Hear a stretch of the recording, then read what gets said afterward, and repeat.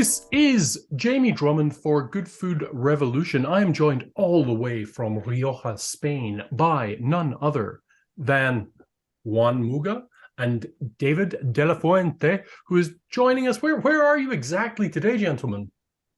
Okay, we are in two different places right now. David is at the winery. He's in All right. Aro, northern I Spain. see. Yeah. You have to see Rioja is located, is on the border with the Basque Country. Yep. And we are actually, I'm in San Sebastian. I live in San Sebastian. I see. It take an hour by car, more or less, a little bit more than an hour by car from San Sebastian to the winery. And I had some appointment this morning. You know why I'm in San Sebastian right now? Because Nobu, Robert De Niro, is opening a hotel, a restaurant is here in San Sebastian. So I'm here because I have a meeting with after your meeting. After the Zoom, I have a meeting with the general manager to introduce our wines, and he's gonna support us very much with the Muga selection. Superb, superb. Now, the name Muga is known across the world. It has quite an international presence. I believe that you export to about 90 countries now or thereabouts. It's not that much. It's close to 82. David is, I think it's 82, 83 countries, no more or less. Yes, that's right. It's 82 nowadays. Oh, wow. Okay. Well, it was close. I was in the right area. Well, I know that your family, Juan, have actually centuries of experience in the world of wine, but 1932 is the important date, is it not? It's very important day, 1932, but even more important was 1590, when my family started growing grapes in Rioja. Always in Rioja Alta, in the high Rioja, and my family, my grandfather Isaac Muga started, because at that time they only grows grapes, and it was in 1932 when our grandfather started the brand Muga, with bottling wine and making wine. So it was in 1932. That's my grandfather Isaac and my grandmother Aurora Caño. Okay, does that make you the third or fourth generation then? As a winemakers, we are a third generation. Oh, right. Okay. My grandfather, our grandmother who started the business. Then my father and my uncle, my father Manuel and my uncle Isaac Muga. And then the third generation, actually, we are the ones who manage the business, but following the rules of our grandfather, our father, and our uncle. I understand. Now, what is your actual role within the organization? And that's a question for you as well, David. Well, David, answer you. David is the export manager. Yeah, I've been with the company for 20 years. I was born in Basque Country, but I grew up in Aro, actually, where the winery is based. So it's very special for me working for the family, and nowadays I'm the export manager. Okay, and yourself, you don't actually make the wine per se. You are more to do with, I believe, the management of the property, right? Yeah, we are more on the business side. Yeah. And my cousins are more in the technical part of the winery. Right. But everything is 100% family business, and everyone is involved on the business. So this is very important. Our philosophy is to be very traditional. We follow the rules, like the rules of our grandfather, father, and uncle. Everything is made in oak. We are not using in Muga for the red wines. We are not using any stainless steel. We racking during the aging in barrique. Everything is racking by gravity. The red wines are on filter. Everything is fine with egg whites. So it's very traditional way of making wines, but following also the new rules of the market. people are looking nowadays for more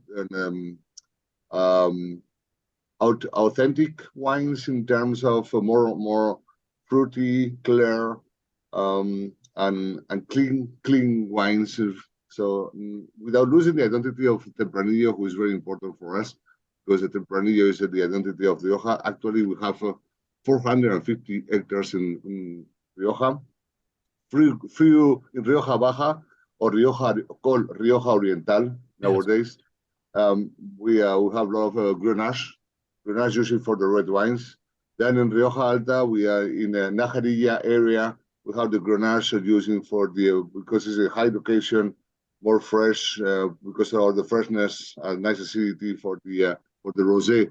Those Grenache are using for the rosé. So depending where the location of the Grenache is using for the red or for the rosé, who is Canada is doing very well. Our rosé, and then the Tempranillo and Graciano and Garnacha is also in Aro situation. Is around Aro, Rioja Alta, Sierra Cantabria.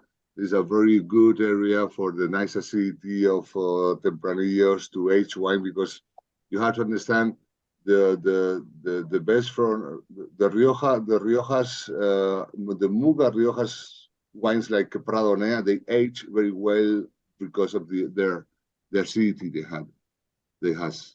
So that's very important, and the knowledge of aging wine in oak also.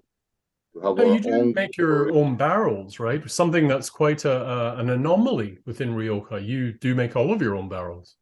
Yeah, actually, we buy the oak in France. My cousin Isaac used to go to France and make the selection of the oak. We are working with Allier, Roux, and a few others forests in France. We make the selection of the oak. We bring the oak to the winery. We dry the oak at the winery, and then after 6-7 years drying the oak, because for the small barrique takes like 4 or 5 years, but for the bats, takes 6-7 years old, 6-7 years drying outside drying is natural drying. So is very unique because we made our own barrique, but also our own wooden vats.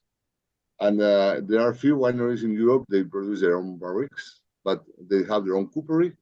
But producing barriques and vats, we are the only one in Europe nowadays. Now, Rioja has a grand history of using American oak. How does American oak play into the program at Muga? Is still using, after years, we've been changing. We've been using more and more new oak because we want more clean wines. And so if you taste a 30-40 years old wine from Rioja, you're gonna see more like a breath, in terms of the wine. The smell of the wine was totally different than nowadays. Yes, we are losing the identity of Rioja. That's why we decided to be more clean in terms of using more new barriques. Before 50-60 years ago, they used like 40-50 years old barrique. Nowadays, we are not using more than 7 years old barriques. And the American oak is still working. That's why we are using more and more French oak, less than American oak, because the American oak, when it's new, is have a lot of power. It's very powerful. And that's why we like to use some French barrique, Allier, Roux, who's more fine with the wine. The aging of the wine goes better. It's less aggressive, but it's still very important, the American oak in our Grand Reservas, like our Pradonea wine. And Jamie, for example, historically speaking, I mean, the predominance of the American oak in Rioja is because if you go back years and years and years, it was much easier for Riojan wineries to buy American oak because of the influence of the trade with the American colonies and with America itself. rather than France, because at certain periods of time in the history, French government did not allow to sell French oak to foreigners for different reasons. Yeah, yeah. That's why American oak was much more predominant, but basically because the source is what's much easier to get from. Yeah, it's interesting. When I first started studying wine almost 3 decades ago, Rioja, well, almost all Rioja, had a very particular personality to them. And Rioja has evolved throughout that time. And today's wines tend to be much fresher, much more purity of fruit. How would you say the style of Muga wines has evolved throughout these decades? Well, going all the way back to 1932.